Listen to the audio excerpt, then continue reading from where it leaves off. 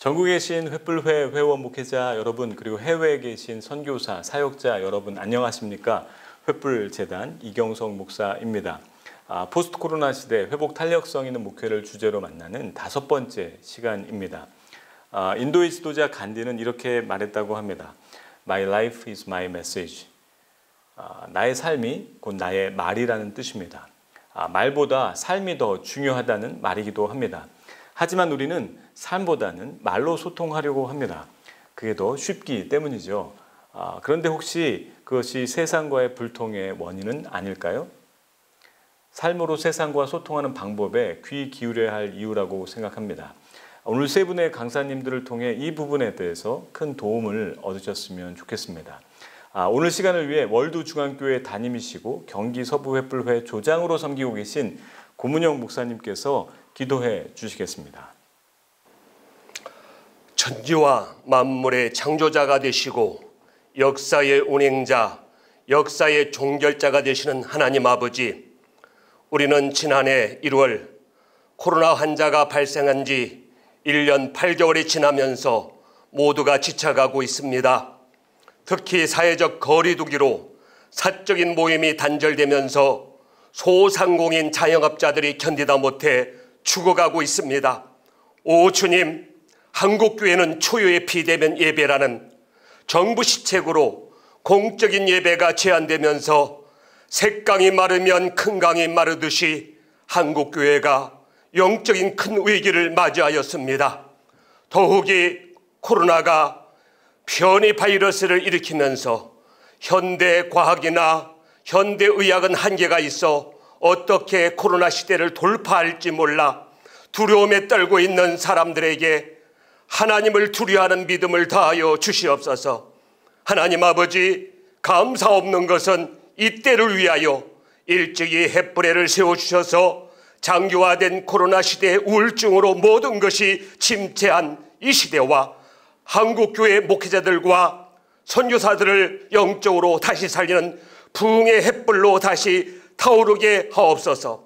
특별히 이번 학기는 포스트 코로나 시대에 회복 탄력성 있는 목회라는 주제로 코로나로 지친 우리에게 시간 귀한 강사님들을 통하여 귀한 말씀이 선포될 때에 그 말씀이 성령의 불로 나타나 그 말씀을 듣는 자들이 큰 힘을 얻고 에스겔 골짜기의 마른 뼈들이 살아나듯이 한국교회가 살아나 코로나로 절망한 이 사회를 살리고 생기를 잃어버린 세상에 희망을 주는 한국교회가 되게 하여 주시옵소서.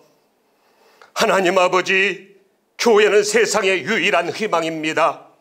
전국 16개 지역에 흩어져 있는 횃불회와 전국에 흩어진 5만여 교회가 그 지역에서 교회의 사명을 잘 감당하여 지역을 회복하며 나라와 민족을 회복하여 이 땅의 평화와 기쁨이 넘치는 하나님의 나라가 회복되게 하여 주시옵소서.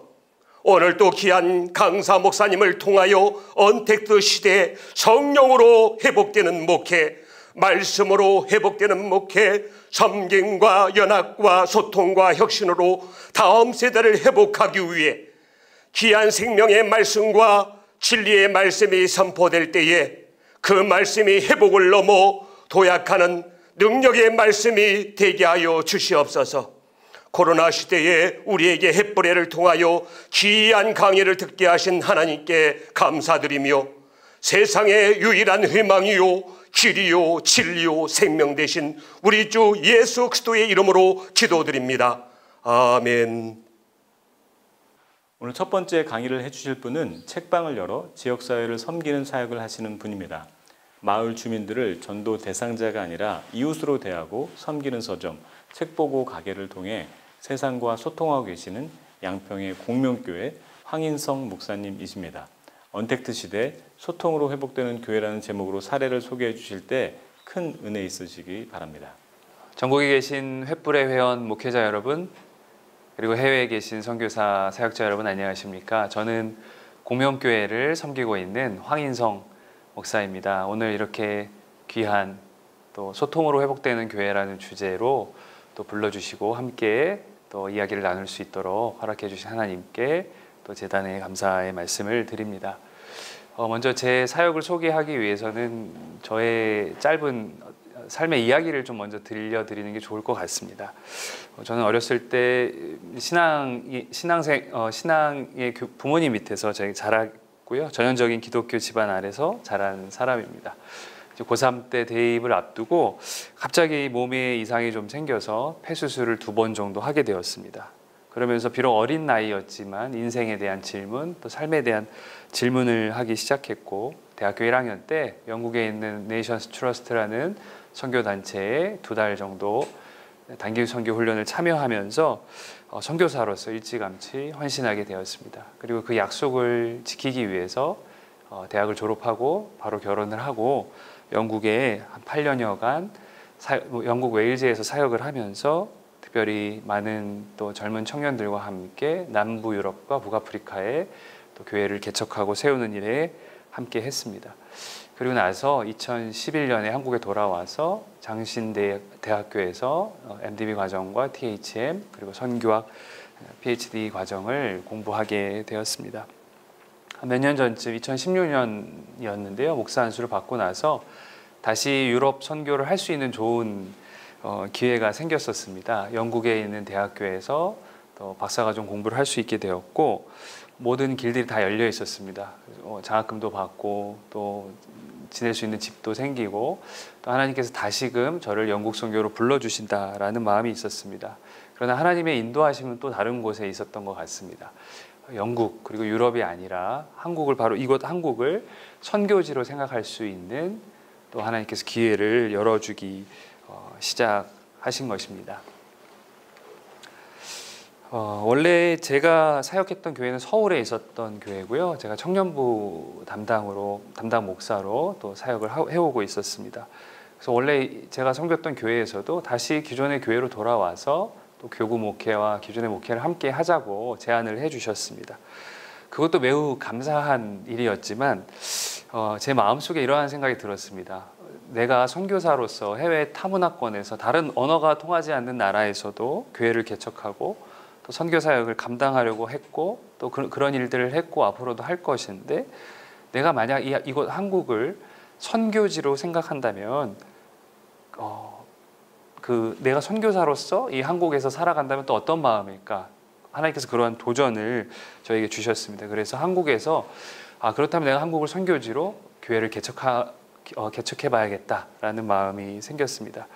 그래서 특별히 서울이 아니라 서울에 또 많은 교회들이 있으니까 주변의 도시들에 대해서 좀 탐색을 하기 시작했고 저희 아내와 서울 근교의 도시들을 다니면서 기도하면서 정말로 어떤 목적이나 어떤 조건이 있지 않았습니다. 정말 기도하는 마음으로 지역들을 저희가 돌아보기 시작했고 그렇게 우연히 양평에 내려가게 됐습을 이제 그 당시에 제가 갖고 있던 차도 이제 외국에 나가는 줄 알고 동료 목회자들한테 플로잉도 하고 전철을 타고 양평역에 내려서 아내와 그 지역을 걸어 다니면서 기도하는데 저희 마음 가운데 하나님께서 이곳에 우리의 부르심이 있을 수 있다라는 어떤 소망감이 생기기 시작했습니다. 그렇게 어떻게 보면 정말 무턱대고 무모하리만큼 그렇게 양평에 내려가게 됐고 월세 집을 하나 얻어서 저희 집에서 아내와 우리 가족들과 함께 기도하면서 이제 시작하게 되었습니다. 보통 선교지에 가면요 선교사님들이 바로 사역하지 않으십니다. 한 2년 정도는 현지 언어를 배운다거나 문화를 배우고 지역을 공부하는 지역 연구의 시간을 최소 2년 정도는 갖게 됩니다.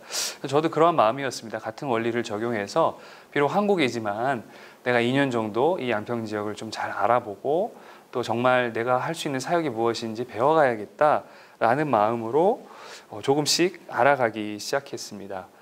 제가 살고 있는 지역은 양평역에서 그렇게 멀지 않는 강상면이라는 곳인데요.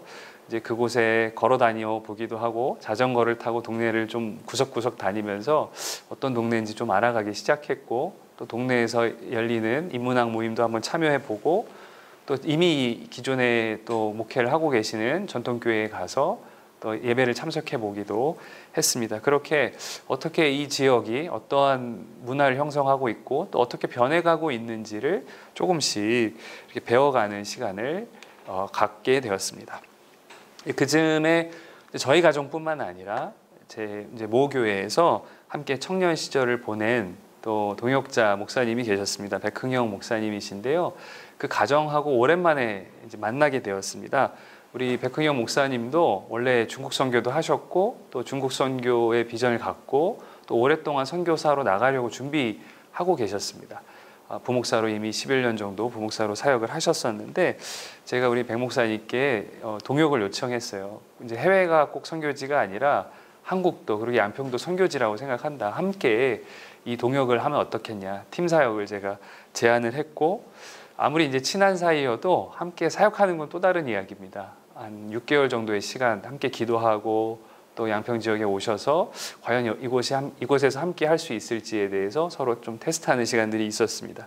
그렇게 시간을 갖고 2017년 말에 백흥영 목사님 가정도 양평으로 내려와서 함께 사역을 시작하게 되었습니다. 저는 2017년 초에 양평에 내려가게 된 건데요. 2017년 1년 동안 제가 그 지역에서 바로 교회 개척한 것이 아니고 동네에서 주민으로 살아가면서 또 동네를 알아가면서 또 제가 살고 있는 강상면에 대한 특징을 조금씩 알아가게 되었습니다. 그 중에 첫 번째로 생각보다 이곳이 시골인데 많은 젊은 외부인들이 유입되고 있다는 사실을 자연스럽게 알게 되었습니다. 왜냐하면 양평역이 일단 가까이에 있고 양평역 같은 경우는 전철도 서고 기차도 서고 KTX도 서는 어떤 수도권의 가장 마지막이라고 할까요? 어떤 그런 지역이었습니다. 서울에 너무 집값이 비싸니까 또 자녀 교육에 대한 고민이 있는 젊은 가정들이 이제 양평으로 많이 내려오고 있는 실정이었습니다. 아빠만 좀 고생하면 가족은 조금 더 풍요로운 삶을 살 수 있는 이런 고민이 있으신 분들이 많이 지금 내려오고 계십니다. 제가 살고 있는 이 강상면만 해도 그 지금 PPT에 보이듯이 한 10,000여 명 정도가 살고 계세요. 한 면인데도. 근데 그 중에서 놀라운 것은 한 60% 가까이는 50대 미만, 40대의 젊은 부부들 그리고 아이들이 많은 동네라는 것입니다. 양평이 다 그렇지는 않습니다. 특별히 근데 이 강상면, 양평읍, 용문 같은 경우에는 젊은 가정들이 많이 내려온다는 사실을 알게 되었습니다. 근데 그것에 비해서 두 번째로 이 지역의 특징은 아직까지 지역의 문화적인 인프라라든지 이런 젊은 가정의 어떤 교육적 욕구를 좀 충족해 줄 만한 어떤 문화시설들이 좀 많이 있지는 않다라는 것을 알게 되었습니다. 요즘 그 지역에서 가장 강한 지역 언론은 소위 맘스카페라고 하거든요. 근데 어느 날 제가 양평에 있는 맘스카페에서 글을 봤는데 너무 마음이 아픈 일이 있었습니다. 그것은 어느 어머님이 이제 맞벌이를 하셨나 봐요. 그래서 아이를 아침에 데려다 줄 수 없었습니다. 그래서 글을 올리신 거예요. 한 달 동안 우리 자녀를 학교까지 데려다 주면 내가 얼마의 돈을 드리겠습니다. 라는 글을 봤습니다. 근데 저는 그거 보면서 사실 교회에 대한 마음을 굳혔습니다. 왜냐하면 당연히 이웃이라면 해줄 수 있는 일이잖아요. 그냥 옆에 이모 삼촌이라면 당연히 해줄 수 있는 일인데 이 모든 것이 돈으로 환산될 수밖에 없는 그러한 관계구나라는 생각을 하면서 내가 이 지역에서 특별히 젊은 분들, 특별히 어머님들, 남편은 서울로 직장을 떠나고 본인이 홀로 육아를 책임져야 되는 이 어머님들을 좀 위로할 수 있는 그러한 사랑방과 같은 곳이 있으면 좋겠다라는 것을 한 1년여 정도 살면서 이제 그런 결론에 얻게 되었습니다. 물론 그 지역에 단순히 좋은 교회를 세우는 것도 아주 좋은 의미일 것입니다. 하지만 그 지역에 있는 많은 젊은 가정들을 또 실제로 만나고 돕는 것은 좀 어려운 현실일 것입니다. 그래서 어떻게 하면 이분들의 실제적인 필요도 도와드리고 또 함께 소통하고 공감할 수 있을까를 고민했습니다. 어떻게 내가 이 마을 사랑방처럼 이곳을 운영할 수 있을까라는 고민을 했습니다. 그런 공간이 필요하겠구나.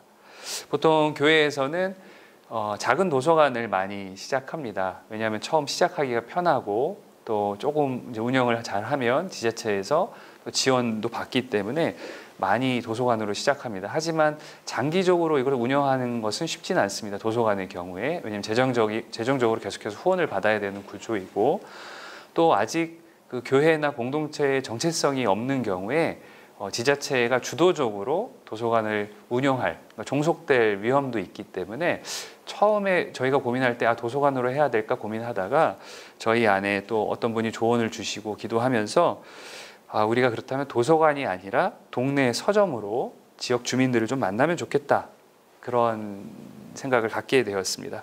근데 뭐 제가 목사였지 어떤 사업을 해본 사람도 아니고 또 서점은 더더구나 운영해 본 경험이 전혀 없었습니다. 그래서 그때부터 우리 백흥영 목사님과 제가 전국을 다니면서 작은 규모이지만 실제로 지역사회와 소통하고 있는, 이제 꼭 교회 시설은 아닙니다, 그런 동네 서점, 문화학습 공간으로서의 동네 서점을 찾아다니기 시작했습니다. 화면에 보시는 것처럼 저희가 뭐 전라도 광주에도 가보고요, 뭐 금산에도 가보고요, 원주도 가보고 춘천에도 가보고요, 전국에 소위 이렇게 소통을 하고 또 인문학적 프로그램으로 이웃을 만나는 장소들을 저희가 찾아다니기 시작했습니다. 그렇게 연구를 하게 되었고, 또 아동문학을 전공하신 선생님과 지속적으로 교제하면서, 왜냐하면 저희가 있는 지역은 아이들이 많고 육아에 관심이 많기 때문에 우리가 그림책 그리고 자녀 양육이라는 주제를 가지고 사람들과 만나면 좋겠다라는 동네 서점이지만 그 중에서 또 특별한 특징을 잡아가기 시작했습니다. 막무가내로 제가 양평에 혼자서 내려왔고, 저희 가정만, 또 얼마 지나지 않아서 백 목사님 가정이 내려왔기 때문에 저희에게 재정이 넉넉할 리는 없었습니다. 그러나 저희가 믿음으로 이 비전을 받았기에 믿음으로 저희가 장소를 알아보기 시작했고, 여러 군데를 저희가 알아보다가 이 부동산 사장님이 교회 다니시는 분이 아니세요. 근데 목사님들 좋은 일을 하시니까 더 적극적으로 알아봐 주셨어요. 그리고 지금의 장소를 저에게 소개시켜 주셨습니다. 그렇게 아주 비싸지 않은 임대료로 또 저희가 지낼 수 있는 곳이었는데, 사실 뭐 저희에게는 그런 재정마저도 없었습니다.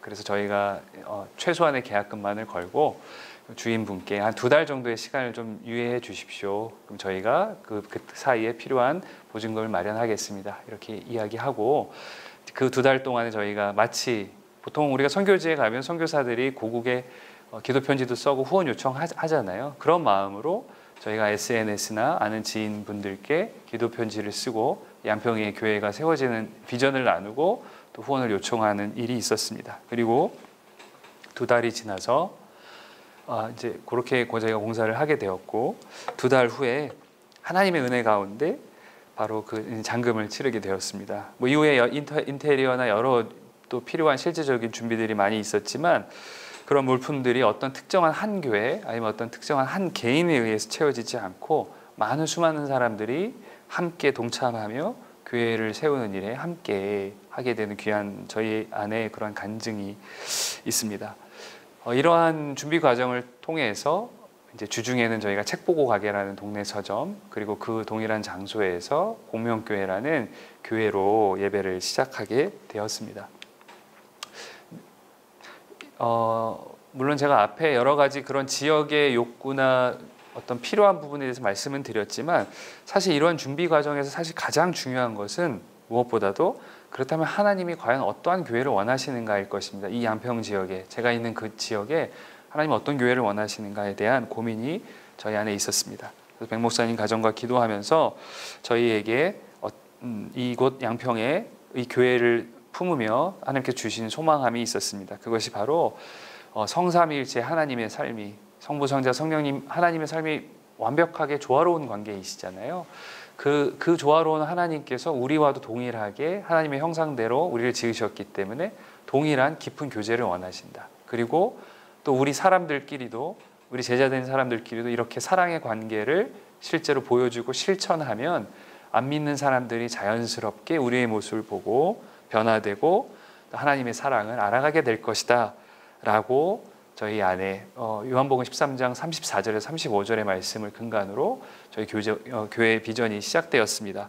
그러면서 또 동일하게 저희가 꿈꾸는 교회, 단순히 주일만 예배드리는 교회가 아니라 주중의 일상의 삶이 건강한 교회면 좋겠다. 그리고 재정이 투명한 교회면 좋겠다. 한국교회 지금 많은 재정들의 이슈들이 있습니다. 또 가정의 소중함을 여기고 또 마을과 함께하는 그러한 작은 공동체를 꿈꾸자는 그런 방향성을 가지고 이제 공명교회가 시작되었습니다.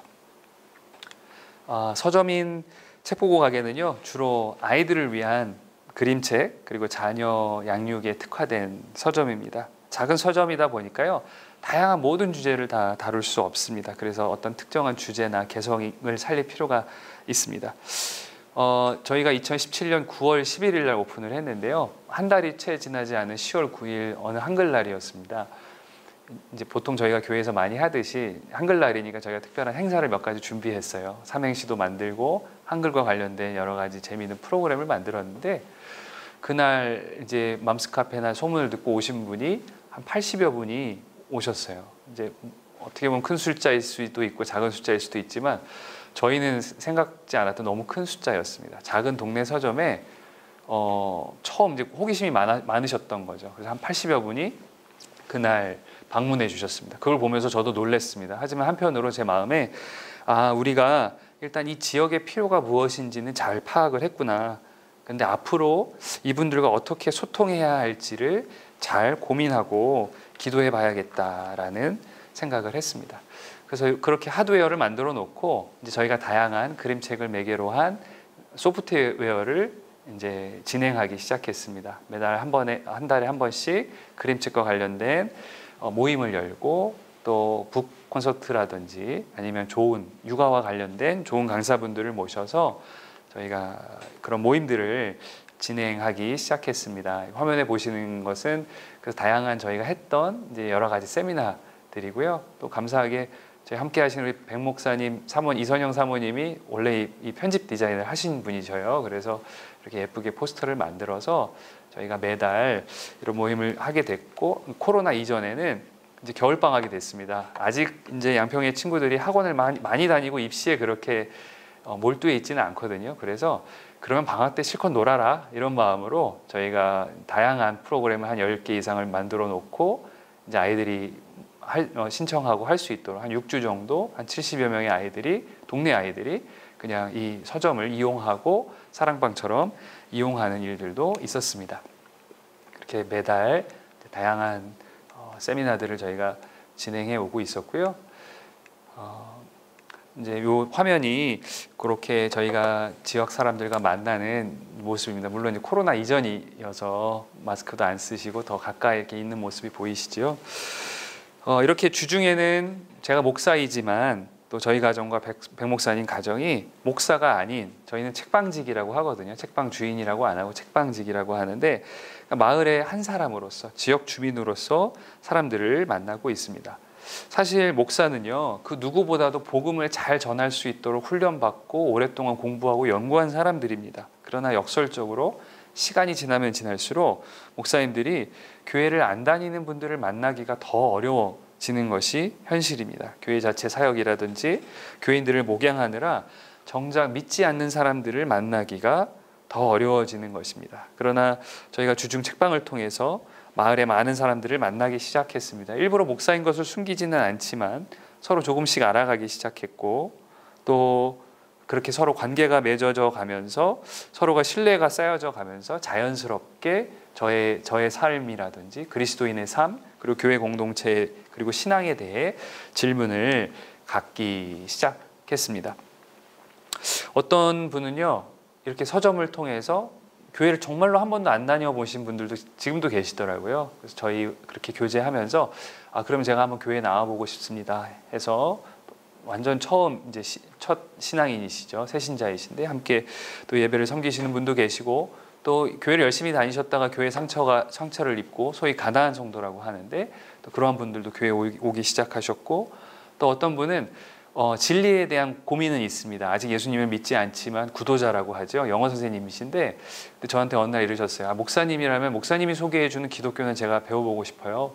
그래서 그분과 함께 제가 10주 정도 성경 공부를 한 적도 있습니다. 아직 교회에 나오시지는 않으십니다. 하지만 기독교에 대해서, 복음에 대해서 소개할 수 있는 좋은 시간도 있었습니다.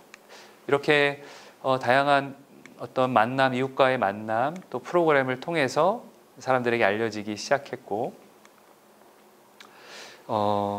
처음 3년 전, 4년 전 저희 가정이 처음 혼자 내려가서 저희 가정만 예배를 드렸는데, 한 6개월 후에 백 목사님 가정과 예배를 했고, 순수하게 책 보고 가게의 만남을 통해서 지금은 15가정 60여 명이 함께 예배하고 있습니다. 그 중에 한 가정만 그 백 목사님이 섬기셨던 교회 전 교회 성도님이시고요. 나머지 분들은 다 저희가 이 서점을 통해서 순수하게 만난 지역 주민들입니다. 그 중에 상당수는 또 교회를 처음 오시는 분들입니다. 한 가지 이야기가 기억이 납니다. 결혼 전에 성당에 잠깐 다니셨고 뭐 종교 활동을 전에 안 해보셨던 분이신데요. 이분이 이제 저희와 교제하고 친해지면서 교회 나오기를 결심하셨습니다. 그래서 교회에 오신 첫날이었습니다. 모든 용어가 낯설고 찬송가도 낯설고 할 텐데 그 예배 후에 그분의 행동이 참 인상 깊었습니다. 예배가 끝났습니다. 근데 자연스럽게 부엌으로 가셔서 다른 분들과 함께 음식을 준비하고 오히려 주일 성도님들의 식사를 섬기시는 것이었습니다. 왜냐하면 주중에 이미 우리가 성도님들하고 다 교제가 돼 있었고 또 이미 식사 교제를 오랫동안 해왔기 때문에 어떤 의미에서 교회 입장에서는 처음 오신 새 신자시거든요. 근데 이분이 너무나 자연스럽게 교회에 녹아서 함께 교제하시는 모습을 보면서 아, 이것이 일상의 공동체가 주는 큰 유익이구나, 이제 그런 생각을 하게 되었습니다.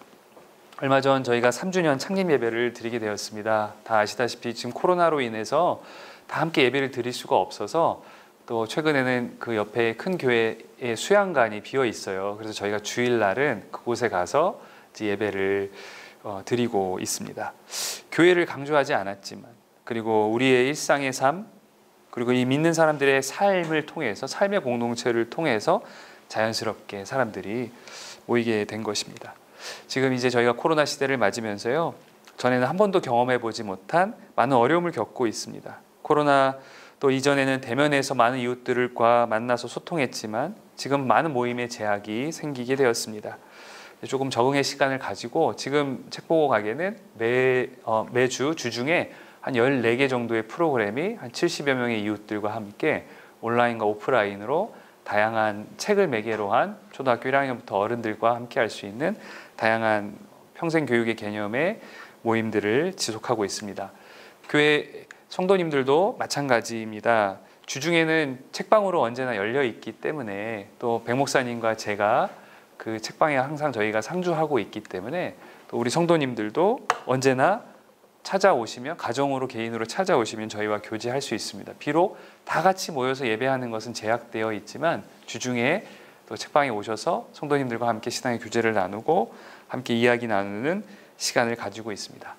저희가 또한 가정으로 찾아가는 성경 공부를 가정별로 인도하고 있습니다. 보통 저희 교회에 오시려면 한 10주에서 11주 정도의 성경 공부를 해야 되는데요. 다들 젊은 가정이고 어린 아이들을 둔 부모님들이셔서 어떤 경우에는 아이들을 다 재우고 밤 10시에 저희가 그 가정을 찾아가서 함께 이야기를 나눕니다. 10주 정도 과정인데 그러다 보면 새벽 1, 2시도 금방 돼요. 그렇게 제가 개인으로 또 주중에 함께 교제하며 서로의 사랑과 신앙을 나누고 있습니다.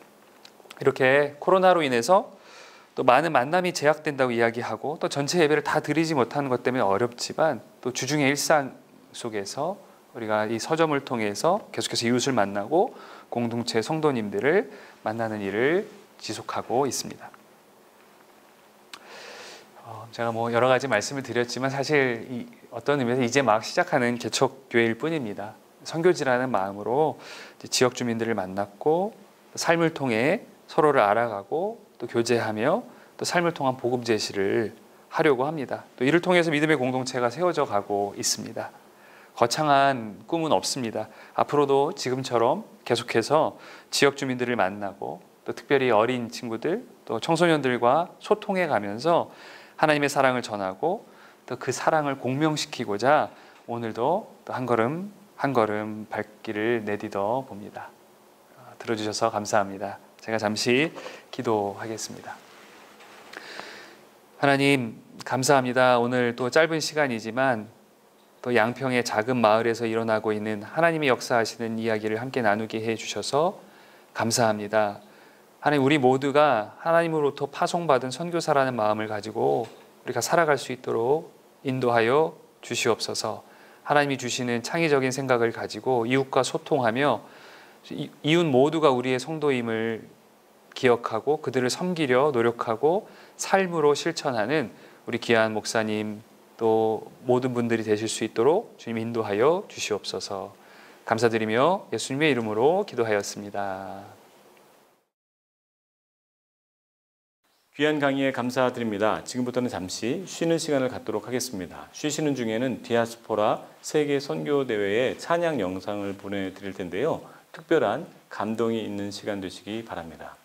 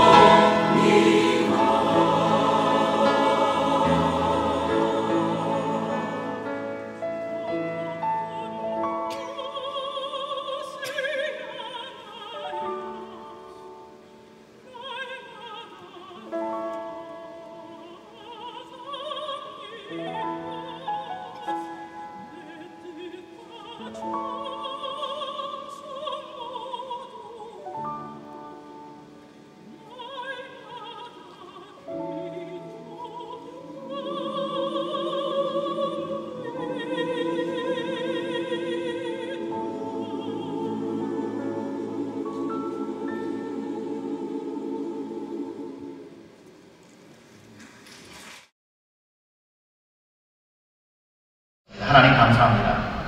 우리는 버려진 것이 아니라 보내진 것이고 이제는 우리가 디아스포라로서 사명을 발견하여 내가 왜 이곳에 있는지, 왜 이곳으로 보내졌는지, 나는 왜 지금 이 직업을 통해서 이 일을 하고 있는지 다시 한번 주님 앞에 묻고 하나님 마지막 때에 전 세계에 흩어져 있는 디아스포라를 통해서 많은 영혼들 주님 앞으로 돌아오게 하여 주옵소서. 감사드리며 예수님의 귀하신 이름으로 기도드렸습니다. 아멘.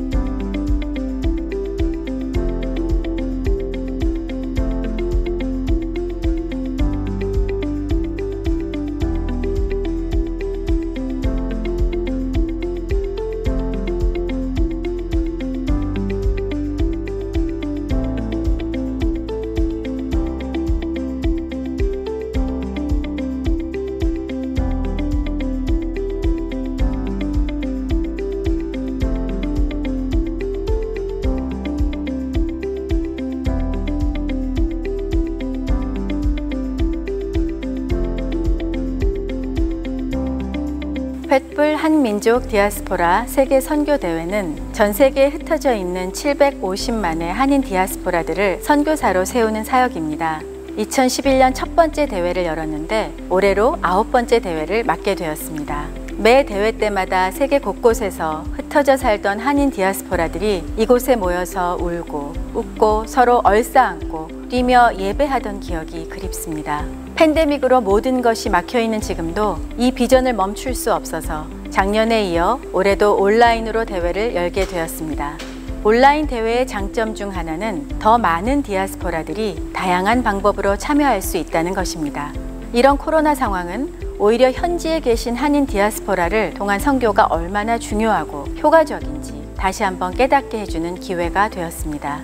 디아스포라를 향한 하나님의 비전을 우리 횃불재단과 함께 품고 세계 복음화를 위해 전진해 나아가면 좋겠습니다. 성령 충만하고 은혜로운 대회를 위해 기도해 주시면 감사하겠습니다. 여러분을 사랑하고 축복합니다.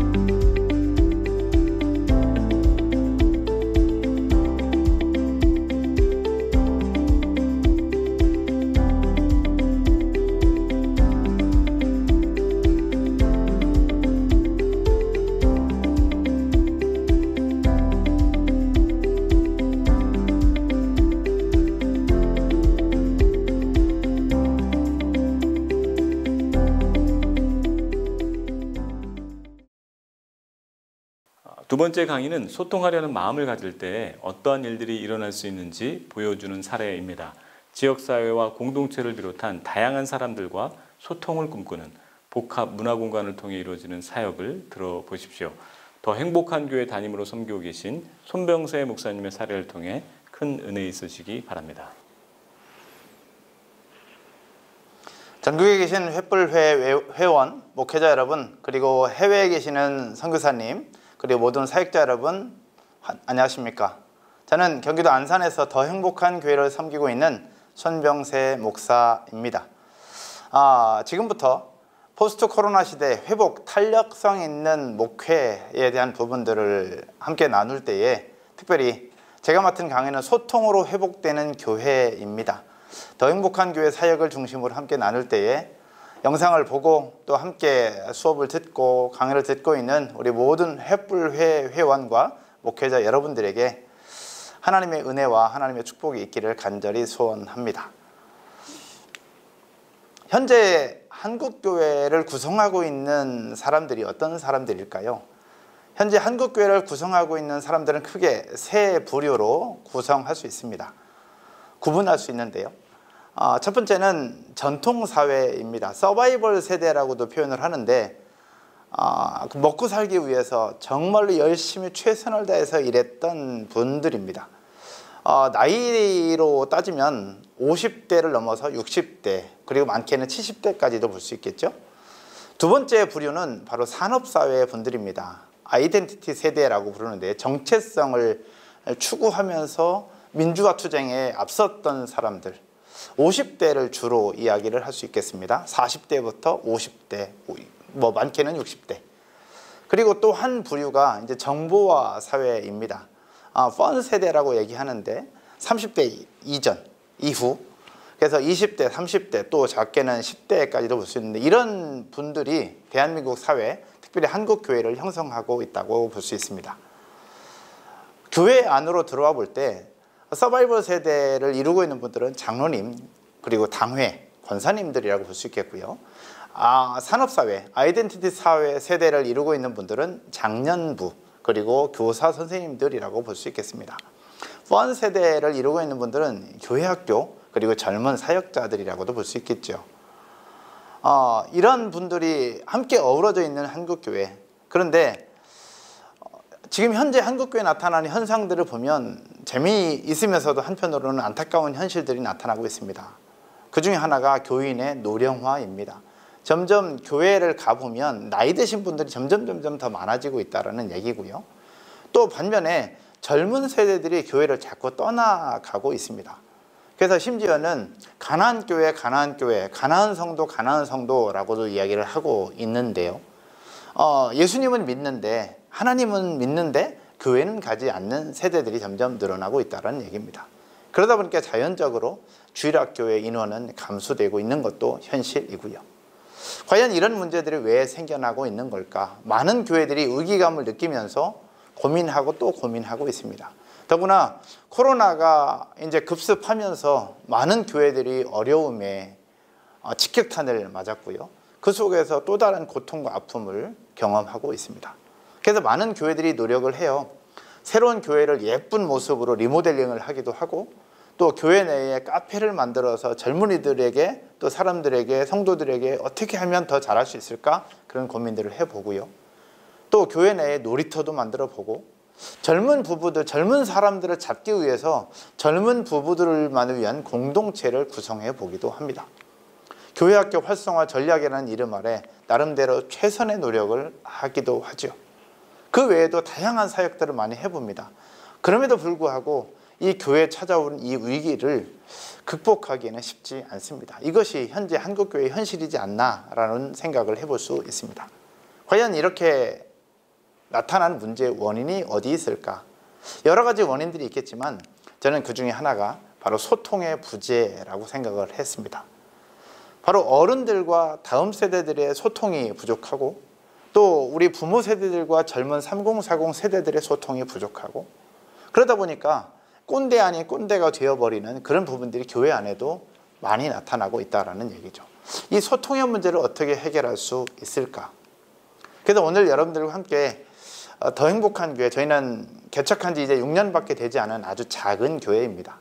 작은 교회지만 이 소통을 어떻게 하고 또 어떻게 노력을 하는가 그런 부분들 여러분들과 함께 이 시간에 나누면서 작게라도 여러분들이 섬기는 교회와 또 목회사역에 도움이 될 수 있으면 좋겠다라는 생각들을 가지고 순종하는 마음으로 이 자리에 서게 되었습니다. 저를 잠깐 소개하고 저희 교회를 잠깐 소개하면 저는 안산동산교회에서 부교육자로 사역을 했는데 한 20년 가까이 사역을 했습니다. 사역을 하면서 청년부 사역을 했고요. 또 교구에서 사역을 하고 젊은 부부들을 대상으로 사역을 했습니다. 또 직책으로는 전도사부터 강도사 그리고 마지막 사임하기 전까지는 행정목사로 섬겨왔습니다. 특별히 그런 모든 사역들 속에 현재 교회의 모토가 되고 배경이 되었던 신혼부부 사역, 블루오션 공동체라고 표현을 했는데 블루오션이라고 하는 신혼부부 사역을 하면서 현재 목회까지 이르게 되었다라고 말씀을 드릴 수 있습니다. 더 행복한 교회의 모습을 잠깐 살펴보면 2015년도 7월 달에 개척을 했어요. 지난 7월 4일 날이 6주년 기념 예배를 드렸고요. 교인들의 구성을 비율로 따져보면 3040 세대가 약 53% 그리고 45% 정도가 그들의 자녀들입니다. 그리고 이제 5060이 한 대여섯 명 정도 있다라고 보시면 되겠습니다. 그러다 보니까 교회 학교가 생각보다 교회인들의 구성에 비해서 굉장히 많아요. 그래서 3살, 4살 아이들을 배배로 구성하고 또 유치부, 초등부, VT인즈 예배를 구성하고 있습니다. 저희 예배는 주일 예배와 셀 모임으로만 이루어져 있어요. 새벽 예배는 하지 않습니다. 그리고 수요 예배도 없고요. 또 금요 기도회도 한 달에 한 번만 드리고 있습니다. 주일 오후 예배는 당연히 없습니다. 수요 예배가 없는 대신에 6개월짜리 하나님 나라 제자 훈련으로 수요일 오전과 수요일 오후 2번의 모임을 진행을 하고 있습니다. 작년 성도 중에 98% 거의 대부분의 성도들이 셀 모임에 참석을 하고 있는데 지금 코로나가 계속되고 있는 현재에도 셀 모임에 참석을 하고 있습니다. 그래서 코로나 때문에 모이기는 쉽지는 않지만 오프라인으로 또는 온라인으로 또 줌으로 이 모임은 계속해서 이어져 오고 있어서 사실은 코로나의 직격탄을 맞은 것도 사실이지만 그렇다고 해서 코로나 때문에 교회적인 위기 오거나 그러지는 않았다라고 말씀을 좀 드릴 수 있을 것 같습니다. 오늘 소통으로 회복되는 목회, 교회 이야기를 하면서 크게 3가지로 한번 구분을 해보았습니다. 첫 번째는 성도들과의 소통입니다. 저희가 3040 세대들이 중심인 교회인데 먼저는 성도들과 소통하려면 성도들이 어떠한 사람들인가를 알아야 된다고 저는 생각을 합니다. 3040 세대는 어떤 세대인가? 또 더 행복한 교회를 이루는 성도는 어떤 성도인가? 또 여러분이 목회하고 있는 교회의 성도들은 과연 어떠한 사람들인가를 정확하게 파악하는 것이 중요하다고 생각이 되는데요.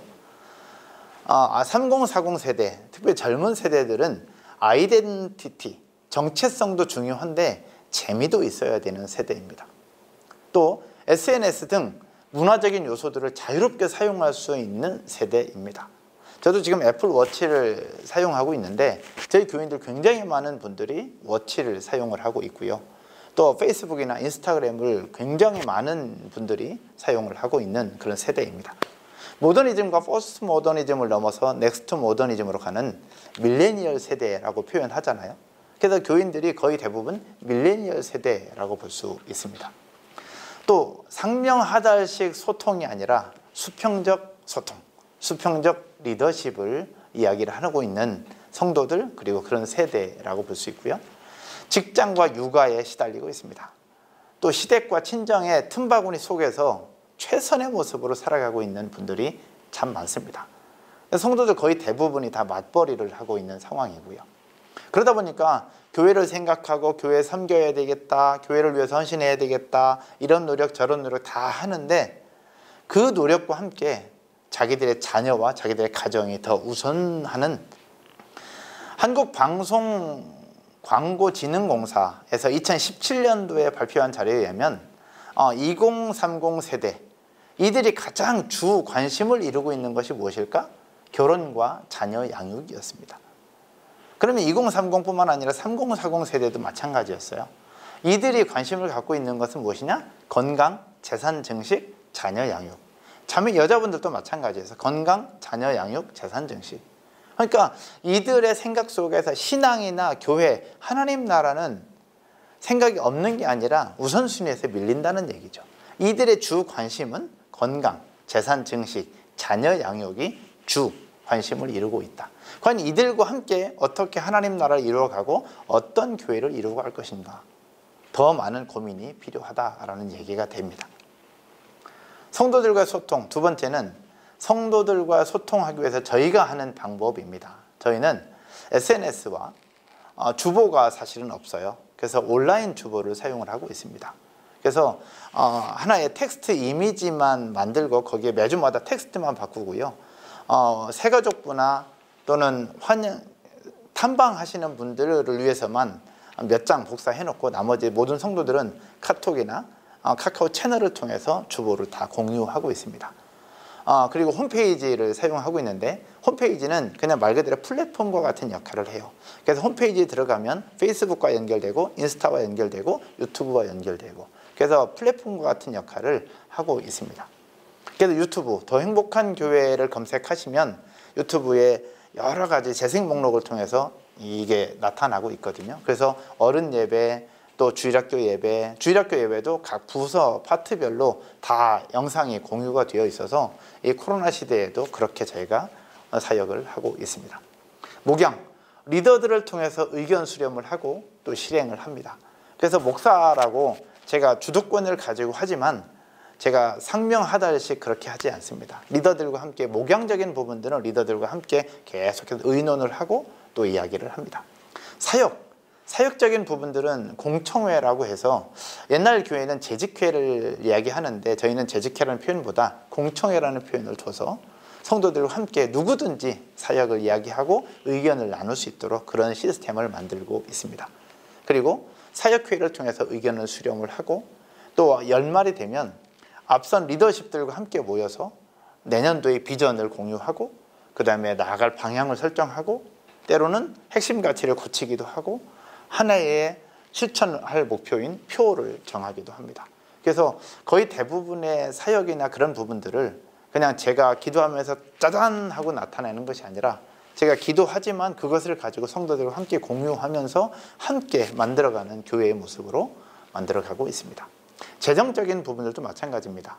그래서 목회 기획팀이 재정을 맡고 있다면 교회 지원팀은 더 큰 일들을 하게 하고 그리고 실제 집행하고 하는 회계부서가 또 따로 있어서 재정적인 부분들도 이렇게 더 많은 이들과 함께 공유하고 있고요. 1년에 2차례씩 정확하게 성도들과 공개하는 그런 시스템을 가지고 있습니다. 또 교회적으로 보면 뭐 유모차를 위한 배려하면서 문턱이 없고요. 또 교회 간판도 없습니다. 수유실 기저귀 교환 때 또 자녀들을 위한 그런 프로그램 뭐 당연히 있겠고요. 또 설교 및 찬양도 저희 세대에 맞춰서 준비를 하고 설교도 그렇게 하고 있습니다.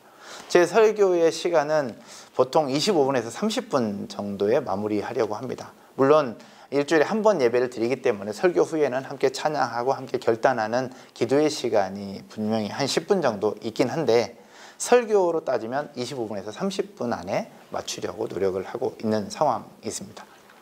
성도들과는 그렇게 소통을 하고 있고요. 사진 몇 장인데 제가 맨 왼쪽 위에 있는 사진이 저희 주보입니다. 주보. 그래서 이미지로 한 장 만들어서 함께 성도들과 공유하고 매주마다 대피기도자 그 다음에 필요한 광고사항만 적고 있습니다.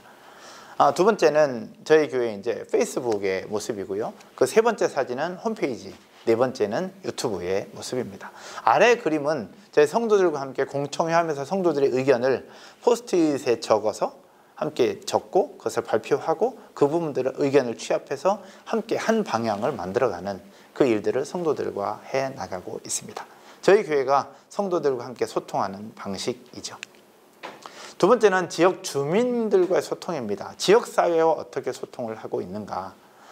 첫 번째는 동네 청소를 하는 것으로부터 시작을 했습니다. 월 1회 매주 첫 주 토요일 날 아침 7시에 모여서 아이들과 가족들과 함께 동네를 청소하는 일들을 해왔습니다. 거의 2년 정도 해왔는데 어떤 계기가 있어서 현재는 청소를 하지 않는데 지역 주민들과 어떻게 소통하고 어떻게 섬길까 고민하던 중에 동네를 청소하는 일부터 시작을 해왔습니다. 그리고 플리마켓, 쉽게 얘기하면 바자회라고도 하는데 저희가 바자회를 플리마켓이라는 이름으로 저희가 열면서 이웃과 함께 또 모든 수익금은 이웃에 있는 부르 청소년들을 위해서 사용하는 그 일들을 해왔습니다. 근데 재밌는 것은 플리마켓을 할 때 저희 교인들이 스텝으로 활용하지만 플리마켓 때 많은 선물들이 나갔는데 선물은 지역 주민들, 지역 상가 사장님들이 후원을 해 주셨습니다. 적어도 10개 이상의 사장님들이 후원을 해 주시면서 함께 좋은 일에는 우리도 동참하겠다라고 함께 해 주셨습니다. 마을 목회, 우리 마을 목회에 대한 부분들이 많은 이야기들을 하고 있는데요. 안산시 마을 만들기 지원센터와 연계를 해서 거점 공간을 만들고 청소년 사역을 하고 또 더 행복한 밴드 페스티벌이라고 청소년들을 위한 페스티벌을 열어서 그들과 함께 소통하는 일들을 해왔습니다. 현재는 이제 코로나 시기이기 때문에 이런 부분들은 없는데 그런 마인드는 지금도 계속해서 가지고 있습니다. 또 재밌는 거는 상가 번영위원회입니다. 제가 상가 교회니까 상가에 있는 사장님들과 함께 어울리고 사장님들과 함께 이야기를 합니다. 근데 재밌는 것은 제가 총무도 아니고 상가번영위원회 부회장도 아니고 회장도 아닙니다. 근데 재밌는 것은 상가 내에 중요한 일이 있을 때마다 목사인 저를 찾습니다. 어려운 일이 있을 때, 해결해야 될 때, 또 누군가 뭔가를 이야기해야 될 때 꼭 저를 찾으셔서 하고 있습니다. 그래서 상가번영위원회에서 뭐 임원도 아니지만 다방면에서 역할을 하고 있다라고 생각을 할 수 있고요. 사장님들이 담배 피는 자리에 꼭 저를 불러서 함께 이야기를 하고 있습니다. 그래서 사장님들은 담배를 피시고 저는 커피를 마시고 이제 그렇게 이야기를 하면서 상가 사장님들과도 잘 지내고 있고요. 제가 작년에 코로나 중에도 교회 건축하고 또 매입해서 조금 더 이제 넓히는 그런 은혜가 있었는데 그때 상가 사장님들이 또 일심양면으로 다 동참을 해주셨어요. 또 자재도 도와주시고 어떤 사장님들은 헌금도 해주시고 어떤 분들은 비 온다고 오셔서 또 물 새나 안 새나 다 봐주시고 그런 일들을 주민들과 소통하는 일들을 해오고 있습니다. 제가 사진의 모습을 몇 장 좀 담았습니다. 제가 노란 조끼 입고 있는 사진은 동네 청소하면서 찍었던 사진입니다. 그리고 가운데 있는 사진은 밴드 페스티벌 청소년들과 함께 이 청소년들한테 공연할 수 있는 기회를 줬던 사진이고요. 왼쪽 가운데 있는 사진은 저희 더 행복한 스테이지에서 뮤직비디오를 찍었던 그런 사진이고요. 또 동네 주민들과 함께 자녀 양육 세미나를 했던 사진이고 저희가 사역을 한다고 할 때 안산시 단원경찰서에 있는 경찰분들이 오셔서 또 도와주시기도 했던 그런 사진들을 몇 장 담아왔습니다. 지역사회 소통, 저희가 대표적으로 하고 있는 소통 중에 하나는 공간 사역을 통한 소통입니다. 제가 교회를 시작하면서 처음에 키즈 카페를 시작을 했었어요. 그래서 개척을 하면서 2년 동안 운영을 했었는데 너무 좋기도 하고 또 행복하기도 한데 육체적으로는 너무 힘들었어요. 그래서 제 아내가 병원에도 몇 번 가고 그래서 이러다가는 우리 몸이 다 망가지겠다라는 생각들을 하고 현재는 제가 폐업을 한 상태이고 놀이터는 그대로 있습니다. 그래서 주일날은 이 놀이터에서 3살, 4살 아이들이 예배를 드리고 주중에는 지역 주민들이 그냥 자유롭게 와서 사용할 수 있도록 하고 처음에는 무료로 했었는데 그러다 보니까 너무 가치 없는 것 같아서 돈을 조금씩 받고 있습니다. 1시간에 1,000원만 받고 있습니다. 그래서 그렇게 키즈 카페를 통해서 동네 주민들을 섬기면서 그들과 함께 어울리는 사역들을 하고 있고요. 또 더 행복한 스테이지라고 하는 복합 문화공간 사역을 저희가 또 하고 있거든요. 그래서 대관을 해주고 세미나도 하고 또 현재는 매주 토요일 날마다 꿈의 학교를 진행하고 있습니다. 꿈의 학교는 바이올린, 비올라, 첼로라고 하는 악기를 가지고 그 속에서 동네 주민들 또 학생들에게 무료로 가르쳐주고 거기에 대한 재정 지원은 경기도 교육청에서 후원하는 그런 시스템으로 저희가 꿈의 학교를 진행하고 있습니다.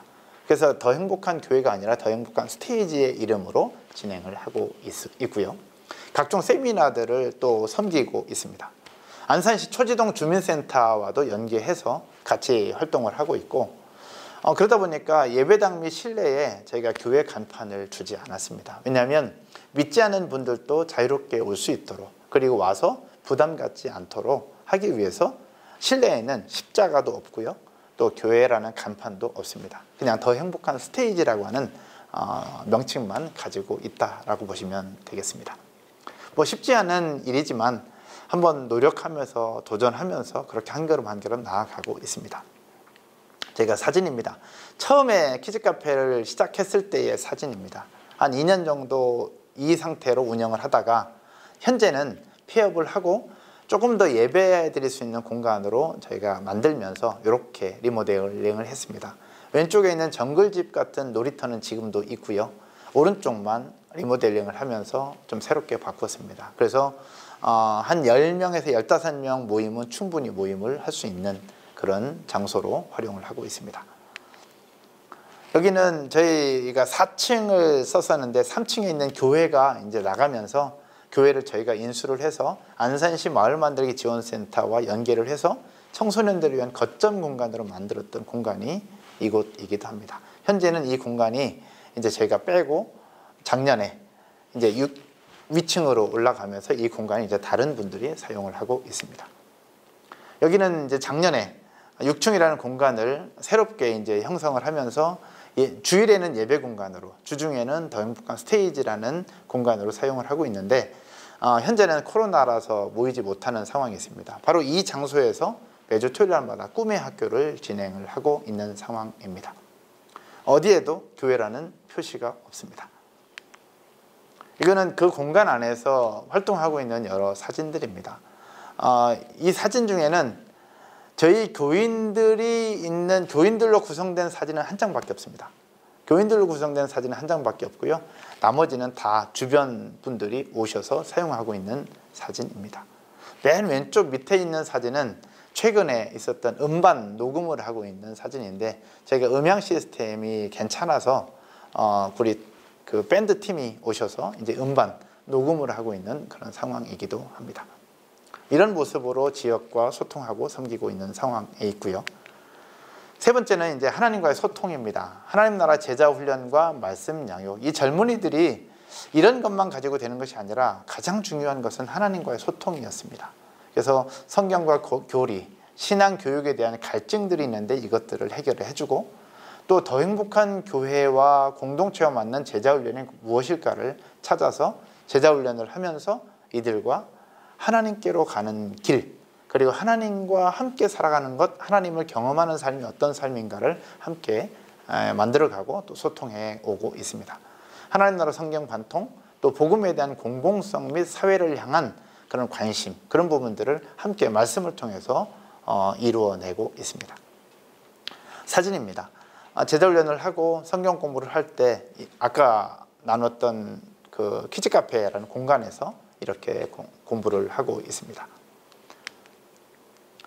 또 하나님과의 소통, 건강한 가정을 위한 멘토링 사역을 저희가 해오고 있습니다. 건강한 가정을 세우는 것이 무엇보다 중요한데요. 그래서 여성 사역을 위해서는 마더와이즈, 남성들을 위해서는 파더와이즈를 하고 있고요. 또 부부 코칭, 자녀 코칭, 진로 코칭 등등 결국 이 교회를 이루고 목회를 하는 데 있어서 이 가정을 등한시해서는 있을 수가 없잖아요. 그래서 남성들을 위한 사역, 여성들을 위한 사역, 또 자녀들을 위한 사역, 그리고 진로, 비전 이런 부분들을 함께 만들어가고 하나씩 노력해 오고 있는 그런 가운데 있습니다. 사실 저희 교회가 생각보다 교회학교 아이들이 좀 있습니다. 그래서 교회학교 아이들과 함께 우리 어떻게 하면 이 세대 속에 주일학교 아이들, 교회학교 아이들이 건강하게 자랄 수 있을까 이런 고민들을 계속 해오면서 또 연구하고 있는 그런 상황에 있습니다. 사진입니다. 제가 파더와이즈, 마더와이즈를 수료하고 나면 이렇게 예배 시간에 아예 공개적으로 이야기하고 함께 나누면서 이들을 축하해주고 가정이 건강하게 세워질 수 있도록 함께 노력을 해오고 있습니다. 마지막입니다. 하나님과의 소통, 건강한 교회, 건강한 셀 공동체의 모습입니다. 저는 셀 공동체가 강점인 교회인데요. 셀 공동체 중심으로 모이고 있습니다. 부부셀, 남성셀, 여성셀, 또 주중에도 모이고요. 토요일 날도 모이고 또 때로는 각자의 필요한 시간에 모이고 있습니다. 셀이 한 4개, 5개가 모여서 그 공동체 MG 공동체라고 제가 표현하고 있습니다. 미션 그룹이라고 이야기하고 있는데요. MG 공동체가 현재 4개 구성하고 있습니다. 하나의 교회로서의 사역을 감당하고 있는데 MG 공동체가 전도잔치 할 때 교회 전체적으로 하는 것이 아니라 MG 공동체가 다 별도로 준비를 하고 기획을 하고 그렇게 전도잔치를 하고 어떤 행사를 할 때에도 교회 전체가 하는 것이 아니라 MG 공동체가 하나의 교회의 모습으로 행사를 하고 잔치를 하는 경우들이 있습니다. 또 저희가 그렇게 하도록 하고 있고요. 그래서 하나의 셀 공동체가 하나의 교회로서의 모습으로 행할 수 있도록 또 사역할 수 있도록 그렇게 해오고 있는 교회입니다. 그러다 보니까 저희는 리더 모임이 굉장히 중요한데요. MG 리더들이 월 1회 한 번 모이면 한 3시간, 4시간 정도를 함께 모이고 있고 또 MG 리더와 함께 셀 리더들이 한 달에 2번 그리고 셀 리더들과 셀원들이 매주마다 그렇게 모임을 하고 있습니다. 현재는 줌으로 모임을 하고 있고 이번 주부터 이제 서울 경기 지역은 4단계가 되면서 현장에서 모일 수 없어서 또 이번 주부터 또 줌으로 모이게 될 것입니다. 사진 몇 장입니다. 제가 멤버들과 함께 성도들과 함께 모이고 있는 장면이고 또 훈련도 하고 모임도 하고 또 함께 파송식도 하고 선포도 하는 그런 사진입니다. 셀 사역과 관련된 사진의 모습입니다. 이거는 저희가 각 그룹별로 전도잔치를 하는 장면인데, 이거는 제가 기획한 것이 아니라 각 우리 MG 리더들이 셀 리더들과 함께 기획을 하고 준비를 하고 또 그렇게 본인들이 초청을 해서 진행하는 잔치입니다. 하나의 작은 그룹이지만 하나의 교회의 모습으로 사역을 하고 있다라고 볼 수 있겠습니다. 이거는 현재 줌으로 모이고 있는 사진의 모습입니다. 시간 관계상 더 많은 걸 보여드릴 수 없어서 그냥 한 장으로 저희가 요약을 해서 해왔습니다. 그래서 리더들도 있고요, 또 집사님들도 있고, 성경 공부 모임도 있고, 또 셀 모임도 있습니다. 각자의 모습으로 저희가 줌으로 이렇게 공동체를 세워가고 있습니다. 말씀의 결론을 나누면서요, 근데 많은 분들이 고민이 될 수 있을 겁니다. 우리 교회도 소통으로 회복될 수 있을까? 이 내용은 더 행복한 교회만의 이야기가 아닐까? 우리 교회는 과연 가능할까라는 생각들을 해보실 수 있습니다. 하나는 우리 교회는 오래된 전통교회인데 이게 가능할까? 또 하나는 우리 교회는 작은 개척교회인데 이게 과연 가능할까? 그리고 또 하나는 우리 교회는 셀교회 아닌데 이게 가능할까라는 생각입니다. 저는 안산동산교회라는 대형교회에 있었지만 대형교회에 있기 전에는 아주 작은 교회에 있었습니다. 작은 교회에 있으면서 많은 생각들을 해보고 또 큰 교회도 있어보고 현재는 개척해서 작은 교회를 이루면서 많은 고민들을 해보면서 우리 여러분들에게 책을 한 권 소개해드리고 싶습니다. 함께 나누고 싶은 책은 박용우 씨가 썼던 관점을 디자인하라라는 책입니다. 타이틀이 이렇게 표현하고 있습니다. 없는 것인가 못 본 것인가. 과연 없는 건가 못 본 것인가. 전 교회도 목회적 환경도 마찬가지라고 생각을 해봅니다. 불가능한 것이 아니라 해본 적이 없거나 본 적이 없는 것이 아닐까. 그래서 이런 사역이나 소통 여러 가지 부분들은 불가능한 것이 아니라 생각을 조금만 바꾸면 누구든지 할 수 있겠다라는 생각을 해봅니다. 이 코로나가 계속되는 이 어려운 중에도 온라인으로 신청을 하고 이렇게 영상으로 예배하고 또 강의 들으려고 노력하는 여러분들이라면 저는 충분히 가능하다라는 생각을 해볼 수 있습니다. 우리 생각을 조금만 더 바꾸고 조금만 더 노력하면 큰 교회는 큰 교회대로 할 수 있고 작은 교회는 작은 교회대로 할 수 있습니다.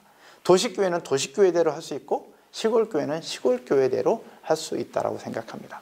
목사님들이 나이 많아도 할 수 있고요, 나이가 적은 젊은 목사님도 할 수 있다고 생각을 합니다. 마지막입니다. 모든 상황이 주어진다면 여러분들은 무엇을 해보고 싶으십니까? 돈도 주고 사람도 주고 모든 환경들이 다 열린다면 여러분들은 무엇을 해보고 싶으십니까? 예전에 사역할 때 호박 나이트클럽이라는 나이트클럽을 빌려서 전도잔치를 했던 적이 있었습니다. 생각지도 못했던 일들인데 호박 나이트클럽에서 청년들과 전도잔치를 할 때 너무나도 큰 은혜의 시간이었습니다.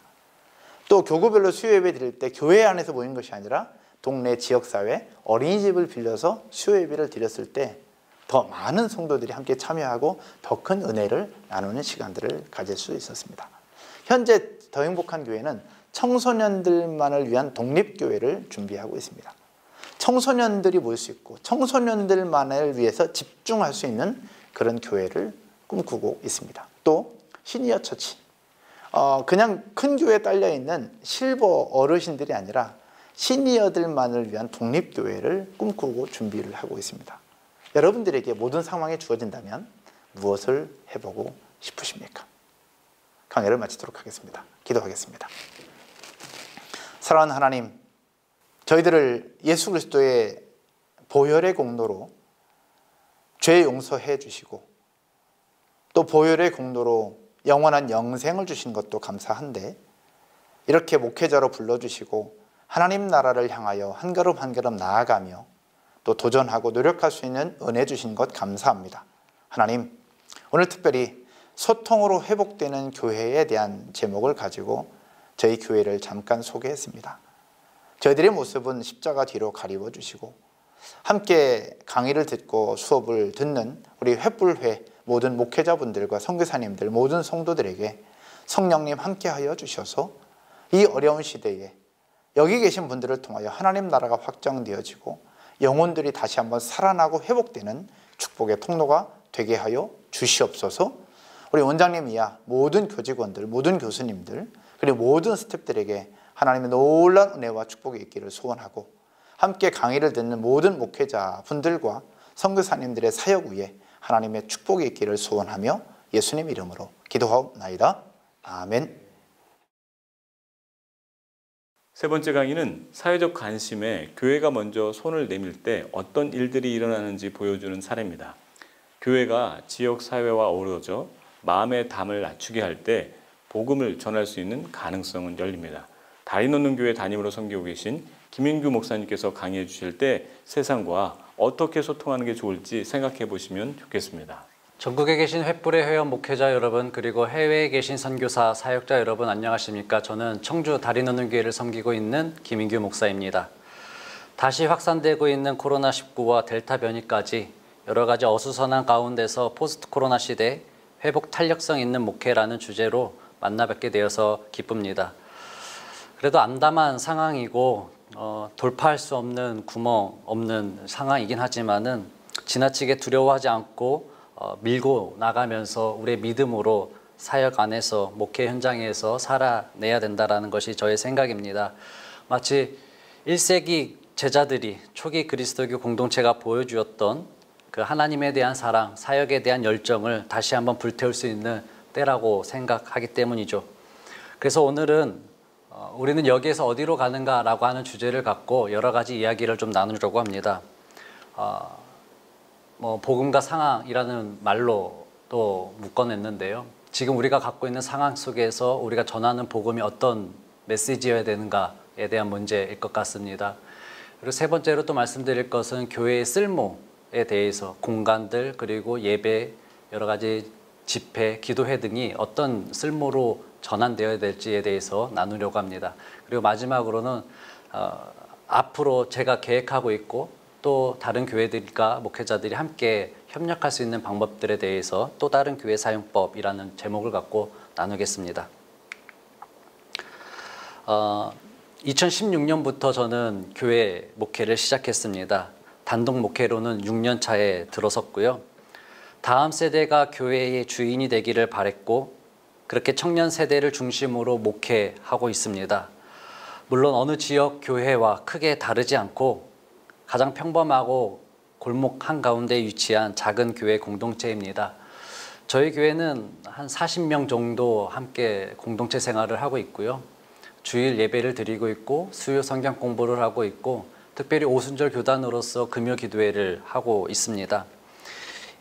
지금까지는 저희 교회 1층에서 저는 평일에는 보이차를 내려주면서 사람들과 만나고 있고 제 아내 되는 이주은 전도사는 꽃집을 통하여서 동네 사람들과 함께 소통을 하고 있습니다.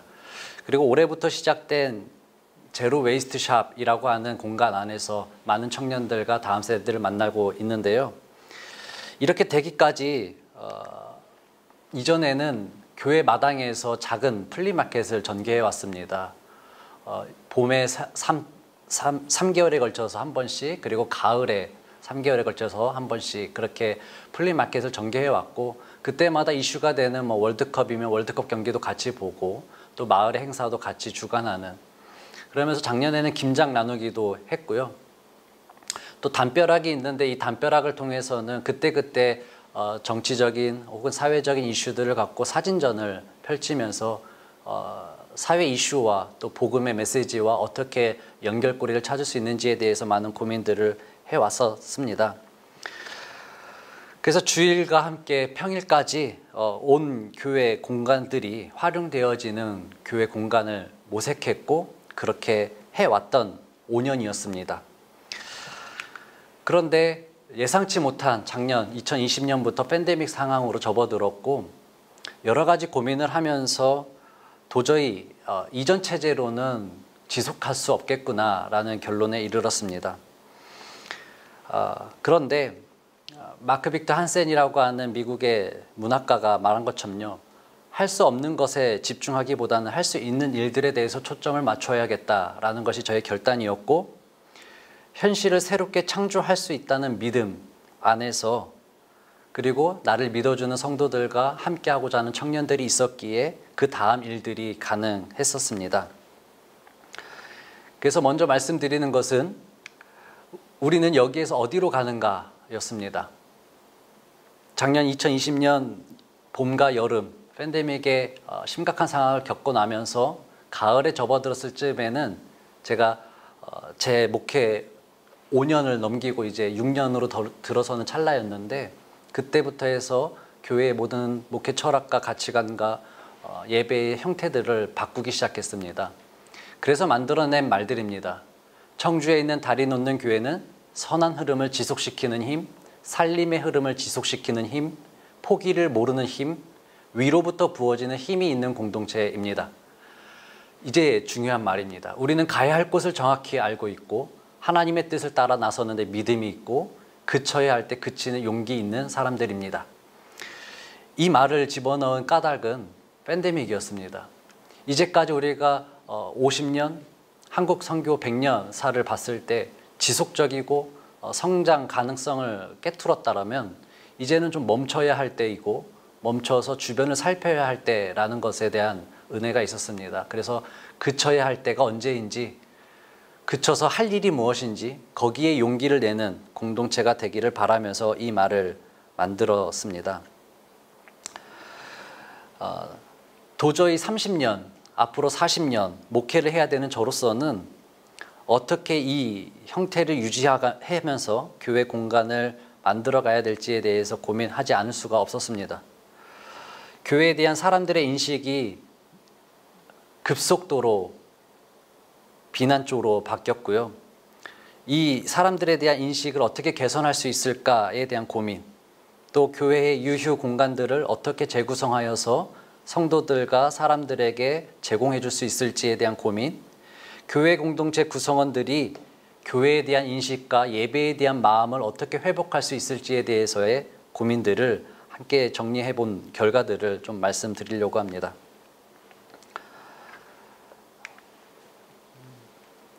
그러면서 저희 교회에서는 4가지 원칙을, 복음의 사역의 원칙을 4가지로 정리했습니다. 첫째는 피조물에 대한 돌봄입니다. 한마디로 내일의 교회인데요.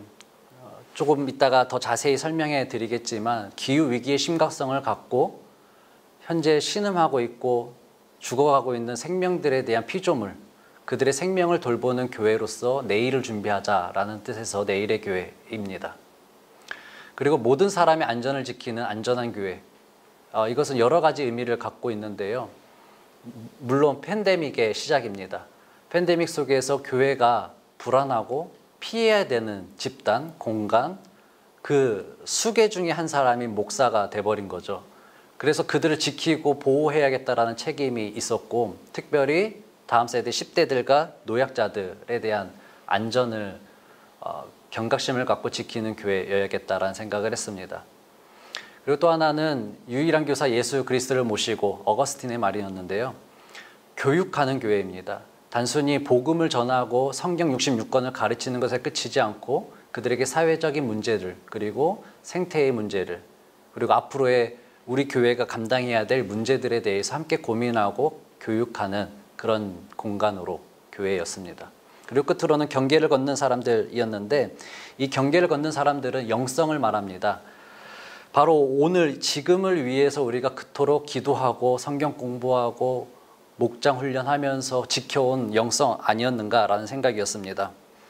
그저 교회 안에서만 머무는 영성이 아니라 사람들과 소통하면서 이 시대를 어떻게 건강하게 이겨나갈 수 있는지에 대한 문제를 말하는 영성, 즉 하나님과의 관계를 회복하고 이웃과의 관계를 회복하고 그렇게 해서 나아가서 모든 생명들의 만물들을 회복시키는 관계를 만들어가는 영성, 이것들을 함께 배워가는 공동체가 바로 이 시대에 필요로 하는 교회이지 않을까라는 생각입니다. 이 지점에서 모든 것을 통틀어서 한 단어로 함축하자 생각해보니 쓸모였습니다. 팬데믹 상황 속에서 목회자가 과연 쓸모 있을까? 팬데믹 상황 속에서 교회 공간이 과연 어떤 쓸모를 가질 수 있을까라는 것이었는데, 여기서 말하는 쓸모는 자본주의에서 말하는 돈, 물질로서의 가치가 아니라 존재의 가치의 쓸모입니다. 우리가 어떤 형태로 존재할 수 있을까? 어떤 모습으로 그들에게 비춰질 수 있을까에 대한 고민이었습니다. 그러면서 이제 본격적으로 좀 우리의 상황에 대해서 좀 더 자세히 들어가 보겠습니다. 그동안 한국사 100년, 한국교회사 100년 속에서 우리는 빨간 복음에 대해서 외쳤죠. 그게 예수 그리스도의 복음이고 피의 복음이라고 말할 수 있습니다. 예수 믿고 천국 가십시오. 구원받아 복된 삶을 사십시오. 라고 했던 수많은 설교와 수많은 가르침이 이 안에 있었습니다. 그러나 이게 끝이 아니라는 것을 최근에 들어서 우리는 온몸으로 지금 느끼고 있습니다. 바로 그게 녹색 복음이라고 하는 하나의 복음입니다. 바로 창조 세계에 대한 회복을 위한 복음의 이야기들입니다. 예레미야 12장 4절에 보면 이 땅이 언제까지 슬퍼하며 들녘의 모든 풀이 말라 죽어 이 땅에 사는 사람의 죄악 때문에 짐승과 새도 씨가 마르게 되었습니다. 사람들은 자기들이 무슨 일을 하든지 하나님께서 내려다보시지 않는다고 말하고 있습니다. 과연 우리들의 상황이 지금 이런 상황 아닐까라는 마음입니다. 그런가 하면 바울이 로마서 8장 19절에서도 하나님의 아들들이 나타나기를 간절히 기다리는 피조물이라는 아주 엄중한 말을 내뱉었습니다. 지금 이 상황 속에서 기후위기 상황 속에서 그리고 팬데믹 상황 속에서 많은 피조물들과 생명체들이 인간의 탐욕과 인간의 죄악으로 빚어진 이 결과를 온몸으로 온 생명들이 느끼고 있는데도 불구하고 사람들은 여전히 자신들의 탐욕을 추구하면서 아주 일부분이겠지만요, 빨간 복음에만 그치는 하나님의 창조 세계를 전체를 아우르지 못하는 녹색 복음에 이르지 못한 삶의 또 사역에 젖어 있는 것은 아닌지 반성해보게 되는 요즘인 거죠. 그래서 저희 교회에서는 2019년에서부터 녹색 복음을 전하는 데에 앞장서고 있습니다.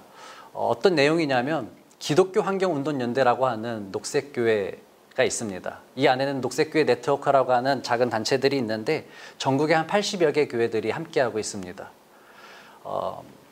여기에 함께하려는 데는 엄청 까다로운 그런 내용들이 필요한 것이 아니고 교회 내에서 텀블러를 사용하고 일회용을 줄이고 재생용지를 사용해서 주보를 만들거나 교회 내에서 배달 음식을 좀 자제하고 또 용기를 내어서 그릇과 냄비를 들고 가서 직접 음식을 받아오는 등의 챌린지들을 통하여서 교회 내의 생태 감수성 또 환경 선교에 대한 감수성을 기르는 것에서부터 시작이 됩니다. 그래서 저희는 1년에 한 번 환경주의를 지켜서 자연에서 예배를 드리고 또 인근에 있는 부모산이라고 하는 산을 오르면서 쓰레기를 줍고 아이들에게 생태를 가르치고 그곳에서 나는 식물, 그곳에서 지내는 동물들을 가르치면서 그들과 함께 지구 생태계를 지켜가는 모습을 고민하고자 하고 있습니다. 계속해서 말씀드리는 것은 복음, 그리고 우리가 처해져 있는 상황에 대한 인식입니다. 팬데믹이라고 하는 문제에 대해서만 그치지 마시고 팬데믹이 어떤 이유에서 불거졌는지 우리는 작년부터 계속해서 언론을 통해서 보고 있을 것입니다. 바로 인간의 탐욕이었고 인간의 무질서한 팽창, 그로 인하여서 산림 파괴, 해양 파괴 등이 이제는 사람을 위협하고 있는 전염병으로 돌고 있는 것, 그게 이제 대다수의 학자들이 내린 결론입니다. 지금 아니면 돌이킬 수 없는 임계점에 다다랐다라는 것이 한계이고요. 1.5도라고 하는 지구 고온화의 형상인데요. 1.5도가 올라가면 모든 사람들까지도 포함해서 모든 생명들이 멸종할 수 있는 수치입니다. 그런데 지금 0.5도 남았다고 해요. 그리고 연수로는 6년 정도가 남았다고 하는데 이 6년이라고 하는 수치는 지금 이 상황 속에서 모든 탄소 배출을 막아야지만 가능한 수치입니다. 그러지 않고는 이게 가속화되면서 작년, 재작년까지만 해도 10년이었거든요. 그래서 작년에는 7년으로 줄었고 올해는 6년까지 줄은 겁니다. 이 연수가 저는 이름 붙이기를 이렇게 이름을 붙였는데요. 기후위기적 종말론이다. 기후위기적 종말론이다. 그래서 우리가 말하는 요한계시록의 종말론이나 성경에서 말하는 종말론, 그거와는 좀 다르겠지만 기후위기적 종말론의 시대에 우리는 접어들었고 그것이 작년 한 달이 넘는 장마 그리고 올해 이토록 폭염으로 우리를 괴롭히는 상황 속에서 우리는 절실하게 깨닫고 있는 거죠. 그래서 프랑스의 문필가가 한 말이죠. 문명 앞에는 숲이 있고 문명 뒤에는 사막이 남는다. 이게 오늘날 우리의 현실이고 우리가 이런 상황 속에서 어떤 복음을 전할 수 있을까? 이게 저의 가장 큰 고민이었고 저희 교회가 도전하고 있는 사역 중에 하나입니다. 이 일에 응답하고자 시작한 사역, 그 활동을 이제 조금 더 본격적으로 소개해 드리겠습니다. 바로 제로 웨이스트 개념입니다. 제로 웨이스트라고 하는 것은 모든 제품을 재사용할 수 있는 것을 원칙으로 폐기물을 방지하는 데 초점을 맞추고 있습니다. 제품들이 쓰레기나 매립지나 소각장으로 또는 바다로 흘러 들어가지 않도록 하기 위해서 원초적으로 쓰레기를 만들지 않겠다. 제로 웨이스트입니다. 현재 모든 플라스틱이 바다로 흘러가면서 그 중에서 9%만이 실제로 재활용되고 있는 상황입니다.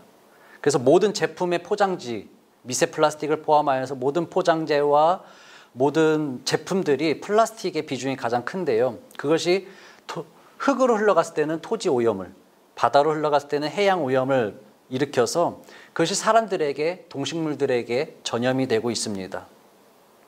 그래서 모든 자원을 보존하는 것을 원칙으로 하고 회수하거나 재사용하는 방법을 통해서 만들어갈 수 있는 것이 제로 웨이스트 문화입니다. 그런데 우리가 제로 웨이스트가 과연 가능할까라고 하는 사람들의 의구심 때문에 이 말도 있습니다. 레스 웨이스트라고 하는 말인데요. 레스 웨이스트는 친환경적인 가치관 또는 생활 양식을 갖고 소비 생활을 바꿔나가는 운동입니다. 제로 웨이스트까지는 못 미치지만 제로 웨이스트까지 가는 과정 속에서 우리가 할 수 있는 일을 도전하자, 실천하자, 바로 레스 웨이스트입니다. 이 제로 웨이스트에 가기 위해서 우리가 모든 물건의 생산, 유통, 소비하는 과정 속에서 레스 웨이스트의 정신을 갖고 우리가 하고 있는 장바구니, 우리가 사고 있는 물건들의 부피를 줄여나가는 운동, 이게 레스 웨이스트라고 할 수 있습니다. 그래서 말씀드리면 제로 웨이스트 샵에서는 도대체 뭘 취급하고 있는지, 어떤 방법들로 운영하고 있는지를 이제 말씀드리려고 합니다. 일단은 제로 웨이스트 샵 안에서는 포장이 없습니다. 그래서 물품 자체를 판매하고 있고요.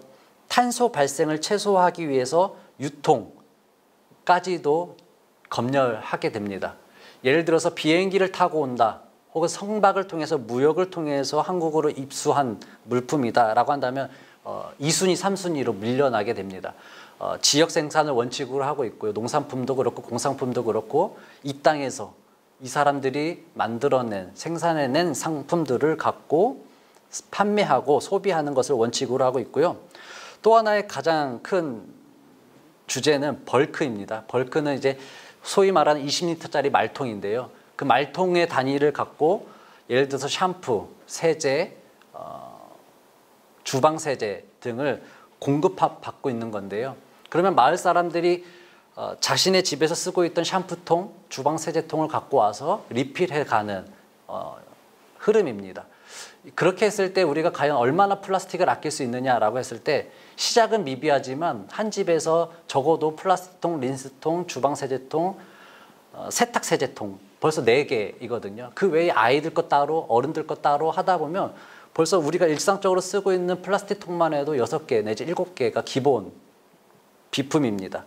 그것만 한 달에 한 통씩만 줄여나가도 우리는 상당한 변화를 일으킬 수 있다라는 것이 우리의 자부심이고요. 또 하나의 목적은 그렇게 하면서 우리에게 건강한 소비 문화, 건강한 지속 가능한 친환경적인 소비 문화를 이루는 데에 그 목적이 있습니다.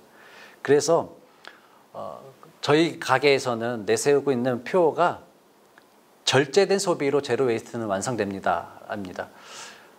좋은 물품이고 이쁜 물품이기 때문에 와서 많이 보시고 많이 사가시지만 결국 안 사야지 우리는 쓰레기를 줄일 수 있습니다. 결국 우리가 쓰는 횟수를 줄여 나갈 때 쓰레기를 줄일 수 있습니다. 예를 들어서 대형 마켓에서 대용량을 사다 놓고 팬트리를 채우는 게 요즘에 어떤 시대적인 재미, 유행처럼 번지고 있는데요. 그렇게 해서 냉장고가 각 집마다 적어도 2개, 김치 냉장고까지는 거의 3개 이렇게 있는 것이 요즘 추세이죠. 이러지 말자인 겁니다. 그 안에는 무엇이 도대체 있는지도 잘 모르는 상태에서 지난 추석 때 넣어놓은 거 올 설날 때 꺼내 먹는 상황 속에서 그러지 말고 우리가 절제된 소비를 통하여서 정말 쓸 것만 아껴서 쓸 수 있는 사람들 되었으면 좋겠다. 그게 과연 복음과 멀리 떨어져 있는 얘기가 아니다라는 것이 제로 웨이스트 샵을 저희 사역으로 갖고 온 이야기입니다. 저희 제로 웨이스트 샵은 동네 마당이라고 하는 이름에 갖고 있습니다. 이 동네 마당은 동네 속에 깊이 스며든 교회로 사람들에게 위화감을 주지 않고 동네 한가운데에서 동네 안에서 인정받고 깊이 스며드는 공간으로서의 역할을 추구하기 위해서 동네 마당이라는 이름을 지었습니다. 그래서 제가 갖고 있었던 생각 중에 하나는 동네 안에서 십자가를 세우고 교회를 개척해서 동네를 변화시키자. 옛날에는 그렇게 많이 들었습니다. 그래야 복음화도 시키고 예수를 전할 수 있는 교회가 될 수 있을 거라는 생각이었죠. 그런데 요즘은 좀 거기에서 반성하면서 나온 말은 동네 안에서 동네화가 되어지는 그 사람들과 함께 스며드는 교회, 그래서 내 교회, 우리 교회가 아니라 공교회성, 누구든지 좋아하는 공간, 누구든지 좋아하는 사람들, 그게 공교회성 회복의 길이다라는 생각이었습니다. 그래서 이 제로 웨이스트 샵을 시작하기 위해서 여러 가지 단계를 좀 거쳤는데요. 먼저는 교육에 있습니다. 어느 날 갑자기 제로 웨이스트 샵 하자 하면 아무도 이 개념도 모를 것이고 이 문화도 모를 것이고 사람들이 어떻게 이해하는지를 모를 것입니다. 그래서 저희 교회에서는 수요 성경 공부 대신에 한 두어 달을 환경 선교 관련된 다큐를 보거나 독서 모임을 하거나 또 결정적으로는 환경 선교사라고 하는 산림센터에서 주관했던 환경 선교사 교육을 같이 수료했습니다. 한 달 정도의 기간이었는데 그러면서 지구 생태계에 대한 문제들, 절기에 대한 문제들, 그리고 우리가 겪고 있는 기후 위기에 대한 심각성을 같이 공감하게 되는 시간이었고요. 그러면서 같이 인식된 이 기후 위기에 대해서 우리가 실천할 수 있는 것들이 무엇이 있을까 같이 고민하면서 교회 청년들과 다소 젊은 세대들이 함께 의기투합하여서 서로 돈을 모으고 공간을 만들기 시작했습니다. 그래서 탄생한 데가 바로 저희 교회의 제로 웨이스트 샵입니다. 원래 그 제로 웨이스트 샵이 있었던 공간은 책방이었습니다. 저희가 꽃집, 그리고 보이찻집, 그리고 더 깊숙이 들어가서는 책방이 이렇게 한 공간에 있었는데 제가 책을 좋아해서 사람들이 책을 많이 보고 살 거라고 생각을 하고 그렇게 시작을 했습니다. 5년 전에. 그런데 5년 동안 사실 책 수입은 별로 나지 않았고 제가 다 읽고 있었던 거죠. 그래서 책을 다 빼고 그 자리에 그대로 제로 웨이스트 물품을 넣기 시작했습니다. 그래서 저희 교회로서는 뭐 다른 인테리어나 다른 비용이 들어가지 않았고요. 그 자리의 공간에서 바로 제로 웨이스트 샵을 시작할 수 있었던 조건이었습니다. 대신에 이 물품을 구매해야 되는 초기 비용이 필요했고 그 초기 비용은 대략 한 300만 원에서 400만 원 정도가 들었는데 솔직히 말씀드리면 교회는 그 정도의 재정이 있을 수가 없었습니다. 그래서 교회에 손을 벌릴 수는 없었고 이 일에 동참하고자 하는 청년들 그리고 마을 주민 한 20여 분 정도가 동참하셔서 그냥 청년들은 5만 원 그리고 직장인들은 10만 원 좀 돈 좀 번다 하시는 분들은 20만 원씩 출자를 해주셔서 한 300만 원 정도가 모여졌습니다. 그리고 거기에 제 개인적으로 갖고 있었던 사비로 갖고 해서 한 400만 원 정도를 출자해서 초기 물품을 완비할 수 있었습니다. 이렇게 자세하게 말씀드리는 것은 누구라도 도전할 수 있는 내용이기 때문입니다.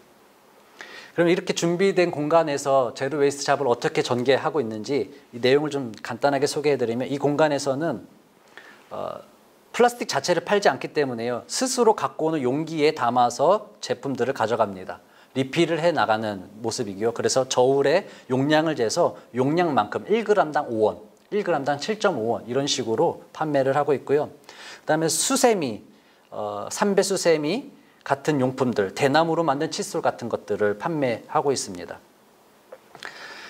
더 중요한 것은 사실 판매하는 목적보다도 교회 앞마당 한 공간 안에서는 회수센터를 운영하고 있는데 거기에서는 아이스팩, 플라스틱 뚜껑, 우유팩 등을 수거하여서 우유팩 같은 경우는 동사무소에 갖다 주면 주민센터에 갖다 주면 재생 용지로 만든 화장지로 교환해 줍니다. 그렇게 해서 저희는 거점 역할을 하고 모아서 갖다 주고, 아이스팩 같은 경우도 모아서 지역 주민들에게 생선 가게나 냉동식품을 파는 가게에 가면요, 아이스팩을 상당히 필요로 하거든요. 그러면 그분들에게 갖다 주면 그분들도 되게 흡족해 하시면서 그분들의 비용을 또 줄일 수 있는 방법입니다. 초기에는 유아용품까지도 받았습니다. 그래서 우리 청년들이 아이를 낳고 교회 안에서의 필요를 이렇게 회수하려고 했었는데 이게 감당이 되지 않더라고요. 많은 사람들이 갖다 놓으니까. 그래서 조금씩 우리가 감당할 수 있는 부분만 전개하고 있습니다. 그러면서 여러 가지 이야기들이 있었습니다. 먼저 소개해드릴 이야기는 세종에서 방문한 두 모녀 이야기입니다. 저희가 중부권 최초로, 교회 안에서는 최초로 제로 웨이스트 샵을 하다 보니 인근 세종, 천안, 대전까지 입소문이 났고 찾아주시는 분들이 있었는데 그 중에서 가장 기억 남는 두 분이었습니다. 이 세종에서 온 두 모녀는 처음 들어오면서 교회에서 하네? 교회에서 하면 장사가 안 될 텐데, 그러면서 물건을 구매하시고 차를 잠깐 마시는 동안 얘기하는 가운데에 어머니의 남동생이 또 목사님이라는 것도 알게 됐습니다. 그런데 두 분은 교회 신앙을 안 갖고 계셨고 교회에 대해서 팬데믹 상황, 여러 가지 상황 속에서 교회에 대한 인식이 좋지 않았다라는 것 두 분께서 밝혀주셨고, 그런데 저희가 이렇게 기후위기에 대해서 제로 웨이스트 샵에 대해서 많은 소개들을 드리니 교회가 이런 일을 하는 줄 몰랐다, 교회에서도 참 좋은 일을 하네요 라고 하는 칭찬, 인정을 받게 된 거죠. 제가 5년, 6년을 목회하면서 목사 되길 잘했다, 혹은 교회 이 지역에 이렇게 교회하기를 잘했다라고 마음먹은 적이 별로 없었는데 그날은 제가 드린 돈도 아깝지 않았고 제가 수고한 것도 아깝지 않았다라는 생각이 들었습니다. 솔선치 않게 그런 분들이 많이 찾아오세요. 젊은 청년들도 본인 교회에서는 하지 못하는데, 본인들은 하지 못하는데 교회에서 이렇게 해주셔서 감사하다라는 표현들을 종종 합니다. 그 외에 여러 가지 활동들을 전개하고 있는데 바로 마을 그리고 혹은 지역과의 연대입니다. 예를 들어서 이런 일들이 있습니다. 브리타 필터 어택 혹은 화장품 용기 어택이라고 하는 말들이 있는데요. 화장품 용기들이 거의 다 플라스틱입니다. 그리고 배달 용기들도 다 플라스틱이죠. 이런 것들에 대해서 전국 단위로 혹은 지역 단위로 사람들이 플라스틱을 모으고 화장품 용기를 모아서 다시 그 회사에 갖다 주는 겁니다. 너희들이 만든 쓰레기니 너희들이 치워달라는 거죠. 그렇게 해서 화장품 용기들, 즉 화장품 회사들이 용기를 바꾸기 시작해요. 그렇게 해서 최근에 화장품들은 거의 유리 혹은 재생 가능한 플라스틱을 쓰고 혹은 회수를 원칙으로 하고 있는 방법을 선택하고 있습니다. 경기도에서도 이 지점을 반영하여서 배달 용기들을 다회용으로 전환하고 있습니다. 그렇게 해서 나온 어플들도 지금 많은 유행을 타고 있죠. 화면에 보시는 것처럼 지도가 저희 청주 지역에 있는 4개 구입니다. 4개 구에 벌써 4개 이상의 제로 웨이스트 샵이 생겼습니다. 모두 저희 교회와 연관성 있는 분들이고 그들과 함께 연대하여서 이 일들을 전개하고 있고 가끔은 그들과 모여서 거리를 청소하거나 청주 도심을 거닐면서 쓰레기를 줍는 플로깅 행사를 전개하고 있습니다. 그러면서 함께 교회 청주 지역이라고 하는 작은 지역 안에 있는 교회들의 연대들을 꾀하고 있고 그 안에 있는 기독 청년들과 함께 그들이 운영하고 있는 카페, 그들이 운영하고 있는 책방들을 묶어서 기독 청년들에게 힘을 실어주고 있는 일들도 전개하고 있습니다. 이제 마지막으로 말씀드릴 것이 또 다른 교회 사용법입니다. 요한계시록 21장의 말씀에 보면 아주 이 시대에 딱 떨어지는 말씀이 있는데요. 보아라, 하나님의 집이 사람들 가운데 있다, 이 말씀입니다. 이제까지 교회는 조금은 주변부로 혹은 교회만의 성을 쌓았더라면 이제는 사람들 가운데 있어야 되는 것이 교회에 있겠고 그 사람들과 함께 계시는 분이 하나님이시겠구나라는 의미입니다. 그래서 저희는 시작한 것이 부모산 사람들, NGO인데요. 마을 뒷산이 부모산인데 뒷산을 정기적으로 산책하고 또 마을 골목골목을 걸으면서 플로깅, 쓰레기를 줍는 조깅 행사를 벌이고 있습니다. 폭염은 피하고 있지만 일주일에 한 번 모여서 전개하고 있으면서 이때에 만난 또 지역 주민이 있어요. 그 지역 주민은 아파트에 입주하신 분이었는데 본인들은 무신론자고 유물론자다. 그러니 나를 전도할 생각은 하지 마라. 그러나 이런 좋은 일에 나는 동참하고 싶고 내 노년을 함께하고 싶다. 그렇게 해서 만난 분들입니다. 그런 분들이 부모선 사람들의 주축이 되어주셔서 저희 청년들을 이끌어주고 계시고요. 작은 도서관 상상제는 도서관이라고 하는 울타리를 갖고 책으로 또 교육으로 생태교육을 하자. 그리고 우리의 복음을 스며들게 만들자라고 하는 우리의 계획 안에서 시작된 작은 도서관입니다. 마지막 이 하나는 공유주방인데요. 공유주방은 저희가 아직 시작은 못했지만 우리 영상을 보시는 모든 분들에게 추천드리고 싶습니다. 지금 1년째 모든 교회들이 식당이 쉬고 있을 겁니다. 이걸 열었으면 좋겠어요. 그래서 주변의 청년들이 채식 모임을 하든지 아니면 소소한 모임들을 교회 안에서 가질 수 있다면 얼마나 좋을까라는 생각을 갖습니다. 아시겠지만 공유주방 지금 굉장히 뜨고 있는 아이템이고요. 여러분들이 조금만 더 관심을 가져보시면 교회 안에서 충분히 그 좋은 설비들과 시설들을 갖고 어느 업주들보다도 좋은 환경 속에서 이 일들을 할 수 있을 거라 생각됩니다. 두 가지만 말씀드리고 영상 강의를 마치겠습니다. 이런 제로 웨이스트 샵 혹은 교회 안에서의 소통의 문제를 갖고 여러 고민들이 있으시겠지만 두 가지는 유념해 주셔야 돼요. 하나는 이것이 이전에 생각했던 전도의 목적이랑 좀 다르다라는 겁니다. 그저 단순히 복음을 전하고 주일 예배에 참석하여서 교회의 성도들을 늘려가는 것에 목적이 있는 것이 아니라 이 시대적 감수성, 시대적 사명이 무엇인지, 기후위기, 또 생명에 대한 문제, 사회 공의에 대한 문제 등 이런 것들이 청년들에게 굉장한 이슈이고 미래 세대가 관심 갖고 있는 문제라는 것, 거기에 공감하는 마음에서 교회가 움직여야 된다는 것이고, 그렇게 진정성을 보였을 때 그런 전환을 통하여서 사람들에게 감동이 되어지면 예수 정신은 삶으로 전할 수 있을 거라는 생각입니다. 또 하나는 수익면입니다. 제로 웨이스트 샵을 교회에서 했을 때 한 사람의 월급 정도가 나올 수 있을까요? 많이 물어오시는데요. 저의 경험으로는 불가능할 거라고 봅니다. 원체 단가가 비싸고요. 가격이 워낙 높은 편이어서 마진율이 그리 높지 않습니다. 그래서 순환을 목적으로 또 어떤 이런 기후 위기에 대한 우리의 도전의 목적을 갖고 하신다면 도전하십시오. 그러나 수익을 목적으로 두신다면 다소 어려움이 있을 거라는 점 먼저 말씀드리겠습니다. 팬데믹 시대였고요. 기술이 발전하고 있고 그래서 예배는 영상으로 드리고 있습니다. 가능한 이야기 드렸습니다. 그러나 기술의 발전과 영성의 발전은 다른 이야기입니다. 기술이 아무리 발전하고 예배를 드릴 수 있다고 해도 우리 삶의 변화, 우리 삶의 습관을 바꾸는 영성의 문제는 바로 소비 습관과도 아주 깊은 연관성이 있을 것이고요. 그래서 복음은 말하는데 삶은 말하지 못하는 상황, 바로 지금입니다. 그래서 복음의 기술을 말하지 말고 복음의 영성을 말하면서 지역 주민들과 또 교회 안에 있는 성도들과 함께 새로운 관계를 형성해 나가는 것. 그러면서 우리는 하나님과의 관계를 새롭게 하고 모든 피조물들과의 관계를 새롭게 하면서 이웃들에게 칭찬받고 인정받는 교회로서 또 목사로서 살았으면 좋겠다. 이게 젊은 목사의 기도입니다. 이 시로 모든 일정을 마치겠습니다. 때는 봄이고 이른 아침입니다.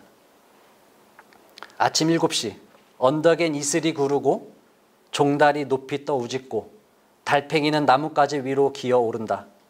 하나님 하늘에 계시옵나니 세상은 모두 무사하여라. 이게 우리가 갖고 있는 믿음이었으면 좋겠습니다.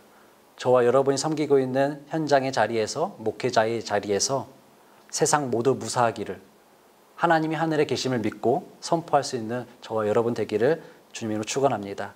함께 기도하겠습니다. 사랑이 많으신 하나님, 그리고 온 우주와 만물을 창조하시며 사랑과 함께 조화를 이루며 살아가라고 명령하신 하나님, 그 명령에 응답하며 이 시대의 소명을 기억하면서 새 시대의 새 사명을 갖고 뛰어갈 수 있는 목회자, 선교사, 교회들이 되어질 수 있도록 인도하여 주옵소서. 팬데믹 시대에, 기후위기 시대에 이 제로 웨이스트 샵을 도전하는 많은 교회들과 새로운 사역을 물색하고 있는 목회자들과 또 선교사님들, 그들에게 성령의 지혜를 더해 주시고 그들과 함께 하나님의 나라를 이루어가는 우리 모든 세대들이 되어질 수 있도록 도와주옵소서. 감사하며 살아계신 예수님의 이름으로 기도하옵나이다. 아멘.